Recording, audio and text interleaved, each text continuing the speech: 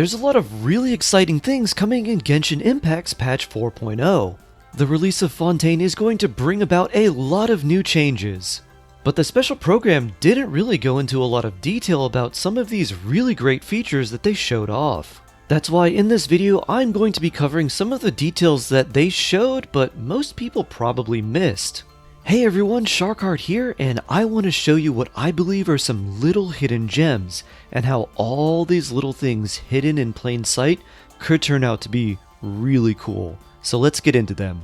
There's a really tall tower that's larger than the mountains in the background of the trailer. Given its size and shape, it's likely that this is important to something related to Khaenri'ah and the Abyss, similar to the structures in the chasm. There's almost certainly going to be an Archon quest or world quest that is associated heavily with this tower, and it's also very likely there will be some nice treasure, and potentially a boss fight, at the top. The underwater area they showed off looks to be the ruins of old Fontaine that was swallowed up by a great flood. The pillars have a shimmering blue glow that has an eerie resemblance to the divine nails of Celestia. And if we look closer, we can see an Oceanid-like figure wrapped around a cathedral-like building. Based on the design of the building and the courtyard in front of it, this is likely an important piece of Fontainian architecture, and from the lore we know the Oceanids used to love the previous Hydro Archon, but don't really like the current one. So maybe this was the seat of the former Hydro Archon, and a lingering remnant of an Oceanid still clings to it, unable to move on to other waters.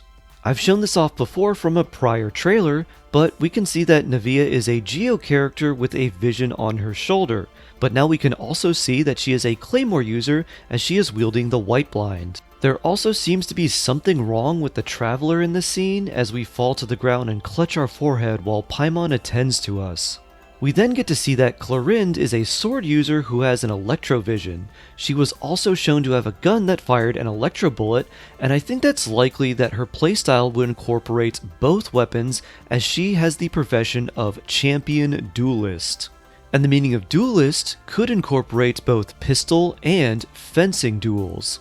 This next part really confused me when I first saw it, and it's when Lyney's charge attack with a bow drops a sword on top of an enemy. And his kit revolves around cats, cards, hats, and magic, so why would he have a sword? And then I realized this is part of the Ousia or Pneuma mechanics, which adds either an extra Ousia or Pneuma, basically light or dark, attack under certain conditions. I first realized this after seeing Lynette, who has the same sword that appears and attacks an enemy after she uses her skill, but this sword is a darker color. So it looks like Lyney has attacks with a light alignment, and it looks like Lynette has attacks with dark alignment. Based on this visual information, we can see that Fremonnet is of the light alignment as a light sword hits momentarily after he uses his skill. Since both Pneuma and Ousia seem to be exclusive to Fontaine characters for right now, it's likely that the Hydro Traveler will be the opposite alignment of Lynette and the same alignment as Lyney. Since we need both alignments for puzzles and more importantly combat, it would make sense that the Traveler would have the opposite alignment as Lynette, since she will be a permanently free character for everyone AR25 or above. However, it seems the Hydro Archon may have both alignments. In the previous trailer, she has on a white glove and a black glove, and in this trailer, she is clearly shown with heterochromia, having one eye significantly darker than the other. Based on these details, I think the Hydro Archon will be able to use both alignments, which could be very interesting, or at the very least, just really handy. And there's one more thing that's super hype that they showed off in the trailer, but didn't even mention and totally skipped over, and that is the fact that we are all getting a free Bennett in 4.0. The flagship event will give everyone a free Bennett, and those of you who haven't been able to get him, you can rejoice because you will now get one of the best characters in the entire game for free. And if you already have Bennett, well, his C1 and his C5 are amazing, so hopefully you get those constellations.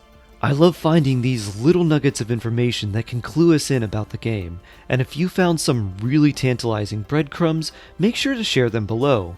Take care everyone, stay jawsome, and I can't wait to see you in the next one.